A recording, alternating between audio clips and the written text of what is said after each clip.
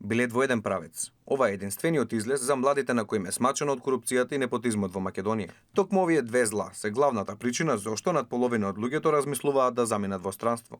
Проблемите не се од сега. Се провлекуваат со децении, но во последно време само се таложат, велат оние кои работат на младински проблематики. Младите луѓе имаат тенденција кон иселување, квалитетот на животот на младите луѓе е на многу ниско ниво, образовниот систем е речиси колабиран и понатаму секој четврти млад човек е на ризик на сиромаштие. Носителите на одлуки најчесто не се млади луѓе, а соработката со младите во најголем дел е само декларативна. Да ги слушаат нашите барања и да одговараат на истите со, водени од принципите на непристрасност, на недискриминација, на едноставно да ги уважат, да уважат оно што ние го бараме од нив. Младите треба да ги цениме и да ги почитуваме како еднакви чинители и активни партнери во донесувањето на одлуки, во креирањето на младински политики, но и во креирањето на државни политики.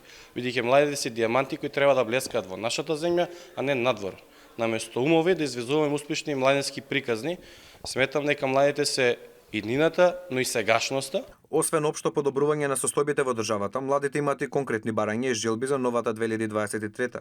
Поквалитетни учебници и наставни програми, повисоки стипендии, конечно решение за студентскиот оброк, изградба и реновирање на студентските домови, можност за практична работа и полесно вработување по завршувањето на образованието. Да бидат на масата со носителите на одлуки и да го кажат својот став, дали во преговарачката рамка, дали во решавањето на билатералните спорови. Мојата новогодишна желба е студентски град со европски стандарди, како во Софија или како во Белград, бидејќи знаеме дека има голем број на проблеми со сместувачки капацитети и со условите во студентските домови. Конечно да почнат да веруваат во моќта и во силата која истите ја содржат кон било какви општествени системи.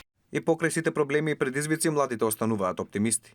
Се надеваат дека политичарите конечно ќе почнат да ги исполнуваат ветувањата и дека новата 2023 ќе биде многу подобра од 2022 и за нив и за Македонија.